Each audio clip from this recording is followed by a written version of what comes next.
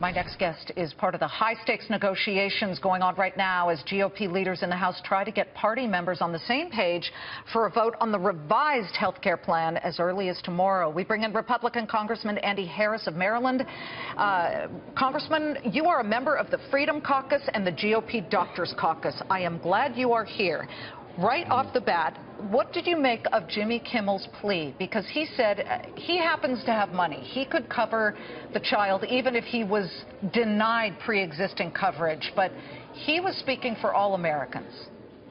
Look, the fact of the matter is this is made up. I mean, the former president doesn't understand health care insurance, and it's obvious. The pre-existing condition coverage will actually be strengthened under the MacArthur Amendment because it'll add several layers of protection, including the establishment of high-risk pools. Little Billy would be covered, and he'd be covered under regular insurance or under the high-risk pool, both of which would be very, very affordable coverage that would take care of his problems. Again, this is much ado about nothing, honestly, because the pre-existing coverage is actually strengthened by the MacArthur Amendment, not weakened. Well, could I push you here a little bit? The Sure. deal brokered to get the folks from the Freedom Caucus, including you, on board, would allow states to waive the Obamacare rule that protects pre-existing conditions, or at least just allow states to make that choice. What if they decide they won't cover that? That's not true. It doesn't allow that. It allows them to make that choice if and only if they have procedures in place like a high-risk pool, specifically high-risk pool, or reinsurance coverages that would allow coverage. It will not leave anyone out. We leave guaranteed issue in place. We have coverage for pre-existing conditions. We have high-risk pools. We have multiple mechanisms. And the people who are trying to make the argument that somehow this is going to cut off, again, you know, little Billy needed his operation. He would get his operation. And to suggest otherwise is just not someone who hasn't read the amendment, hadn't read the bill. That's not something new in Washington. People say things about things without reading legislation. I had a hand in crafting part of that legislation, especially that high-risk pooling mechanism. I think that honestly, little Billy would have a better shot at getting covered and good coverage under a high-risk pooling mechanism than under the current Affordable Care Act. Okay, I am going to trust you here on that. I haven't seen the plan, but I would really like to believe that. And you, as an anesthesiologist, I would think that you'd be for something like that. Okay. Absolutely. Do you believe, though, as you said back in March, that passing the health care plan and well, first let me back up. Would we see a vote possibly as early as tomorrow? Probably not tomorrow. It'll probably be Thursday. But yes, we're very close to having a number of votes. Again, as people get educated to reveal this myth about the drop of pre-existing conditions, which is just a myth, as the members get educated about, because again, look, I've participated in healthcare my entire professional life. I understand how complicated this is and how difficult it is to explain to some people.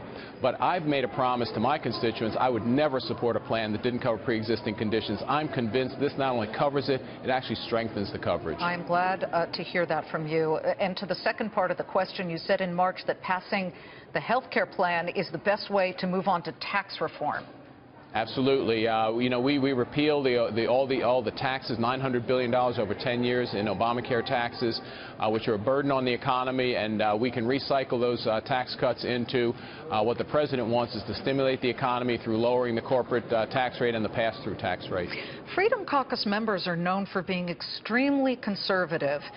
And I'm just wondering what you think of the tax reform plan that was unveiled last Wednesday by Steven Mnuchin, the Treasury Secretary, and Gary Cohn, the Chief Economic Advisor to the President, which does not give any sense of how it would get us to a revenue-neutral position. How do you look at something like that?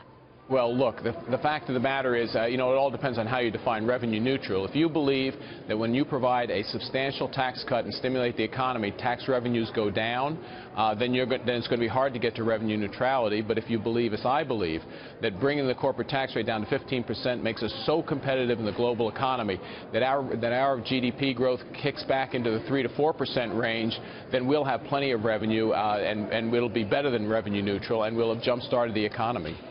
The president suggested today that the Senate rules, and I know you serve in the House, but the Senate rules should change to require a simple majority for passing legislation, in order to pass more of the Republican agenda. You have friends across the aisle, do you not?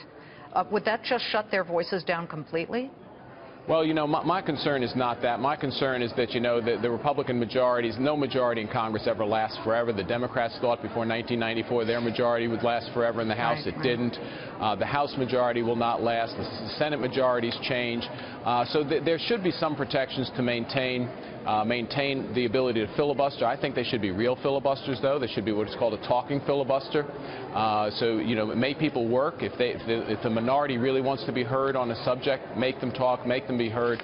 But I'm still not there yet at supporting the idea of eliminating the filibuster for all legislation. I do support it for judges, though, in the Supreme Court. A filibuster, so no reading Dr. Seuss books in the middle of the night. You can read them, but you can't read them at home. You have to stand on the floor and read it. Yeah, stand there. That's Do right. like the old school people did. Thank you so much, Congressman Andy Harris. Thank you so much.